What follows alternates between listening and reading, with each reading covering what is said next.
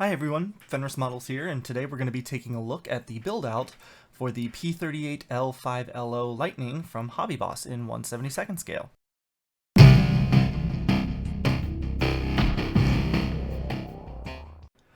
So the very first thing I do with any kit is to review the instructions and make any annotations needed. These would be things like choosing a scheme, whether I want the wheels up or down if the option's available, any holes that need drilling, weights to add in the nose, things to paint after primary painting is done, that sort of thing. On this kit, at first I didn't notice anything needing any type of annotations, but as you'll see later in this video, there are a few things that I should have picked up on and I didn't. While I caught them during the building process, I still would have preferred getting the information highlighted for myself as a just in case. I can be a little dense like that sometimes. So once I was happy with the notes and ready to start, I proceeded to wash the sprues in a warm water bath with a drop of dish soap mixed in. I don't always do this, but it's never a bad idea. Mainly, what I'll do is I'll get my hands nice and clean and feel the sprue for any lingering mold release agent. This will make the plastic feel ever so slightly greasy. Sometimes it'll feel really greasy. Usually indicates you need to just do a quick wash.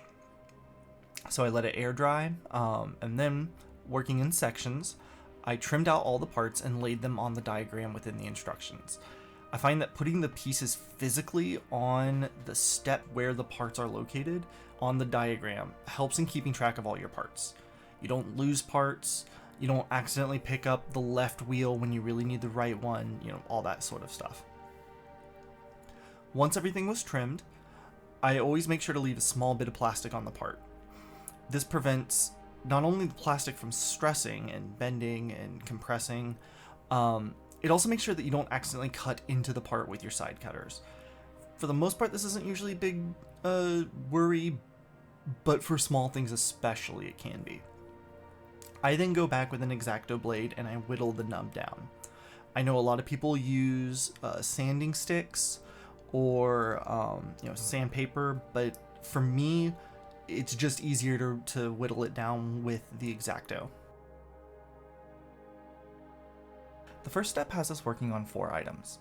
Now I said it in the unboxing video, which there will be a link to in the description below if you want to check that out, but it really felt like multiple steps. There was 2 drop tanks, 2 props, 2 rear landing gear, the cockpit, and a forward landing gear.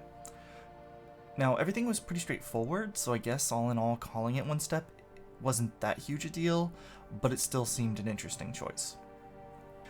Each piece was then dry fitted in place before I ran Tamiya extra thin along the seams. And now this will lead us to the first issue that I should have picked up on in that first stage of the build process. Usually you'll see kits having you paint the inside of the cockpit before closing it up.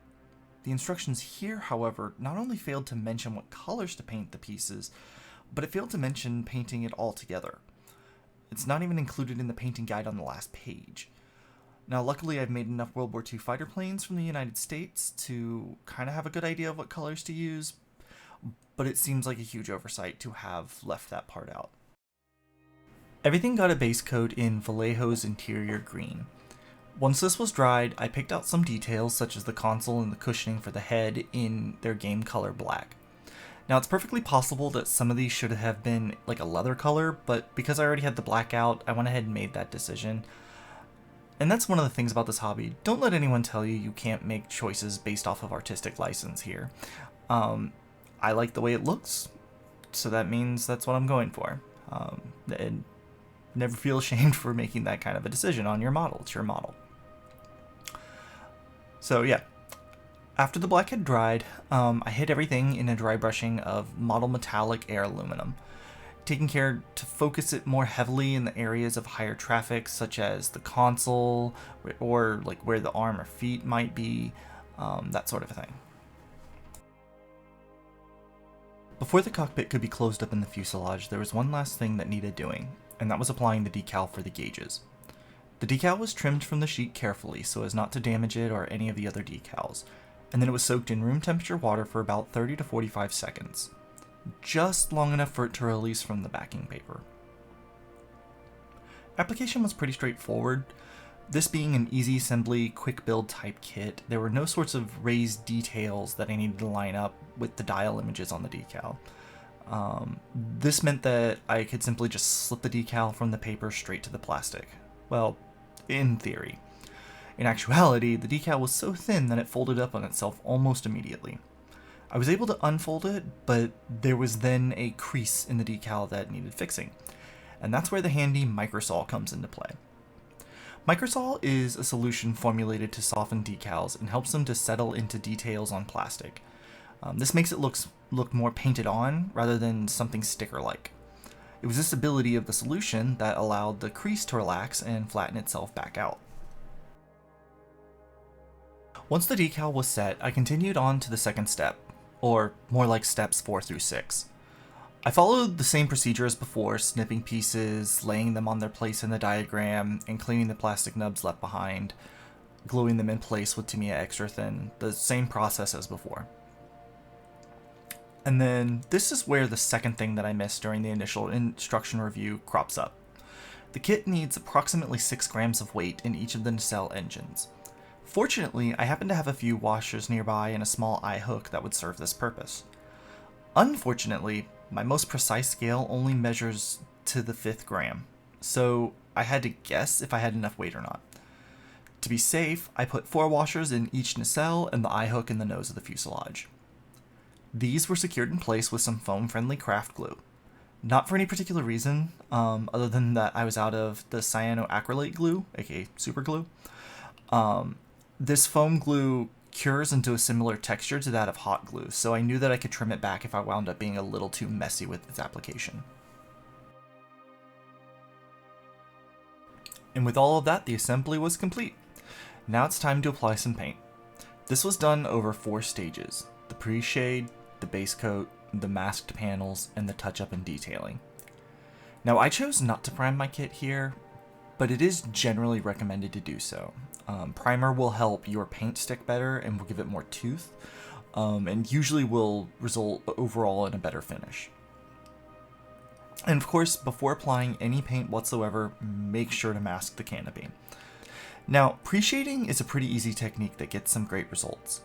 All you need to do is go over all of the panel lines in black. I also pick out places where there's sharp angles, where the wing root meets the nacelles, vertical stabilizers attached to the horizontal, those kind of places, as well as places where shadows will gather naturally. And now, I'm not super clean with my lines at this point, and this is because this will be helpful in getting us some visual interest in the aluminum coat we're going to do next. You can also mask off some of the panels and do them in varying tones of aluminum to get a similar effect, but this is just how I like to do it. So next is the base coat, which is just simply layering on the aluminum evenly and light-handed enough for some of the black to still come through. You want the panel lines to have just the barest hint of shadow from that black undercoat. Now once dry, we can move on to masking off some panels based on the scheme we've chosen. Whether you use tape or putty for your masking, just be sure to verify that you have a good seal all along where you want the color to end. If you're satisfied with the seal, you can start painting, and in this case, we're painting those panels black. Once we've finished with those panels, the final thing is the touch-up and detailing.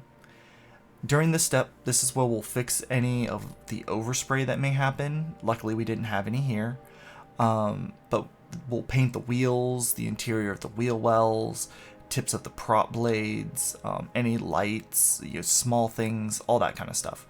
All that will be done here in touch-up and detailing. With the painting complete, we're in the home stretch. Now we just need to do decaling and weathering. To start, I cover the model in a gloss varnish.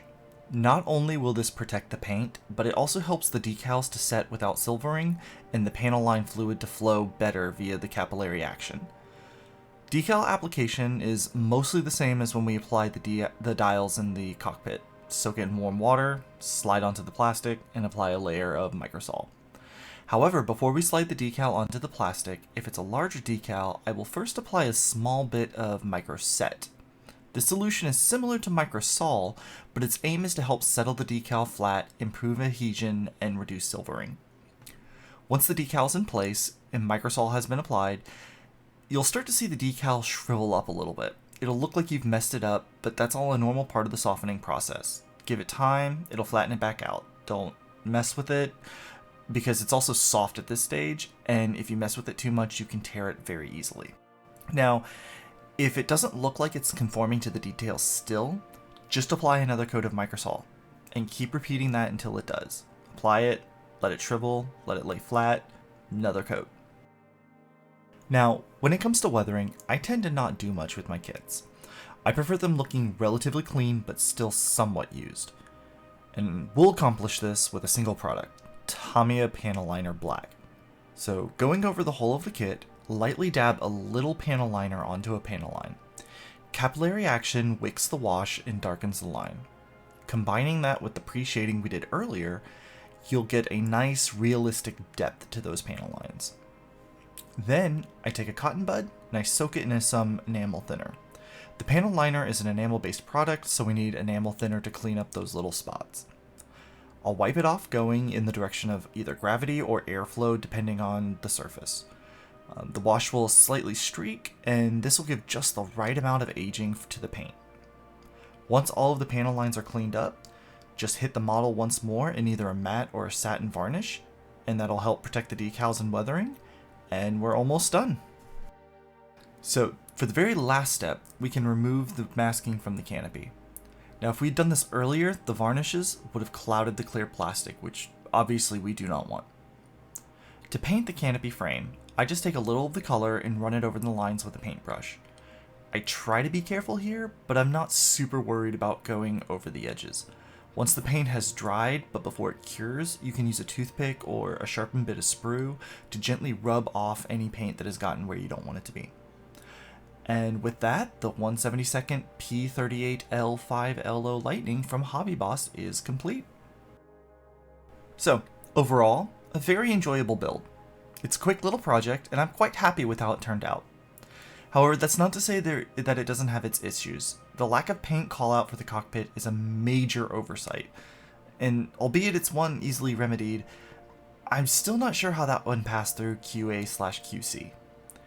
And the decals, well, they were thin enough that it felt like at any given point they were going to fold over on themselves.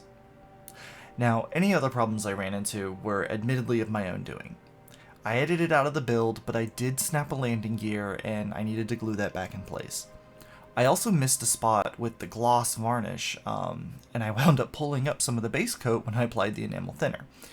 This was fixed by wet blending some of that same color, the aluminum, over the spot where the paint had peeled. So yeah, thank you for watching, it means the world to me, and if you can happen to spot where the paint pulled up, throw it in a comment below, and while you're down there, go ahead and let me know what you thought of this build, and what would you have done differently? Make sure to leave a like if you picked up on anything, and subscribe if you want to see more of my videos. And if you want to see an unboxing of this kit, go ahead and click on this video here.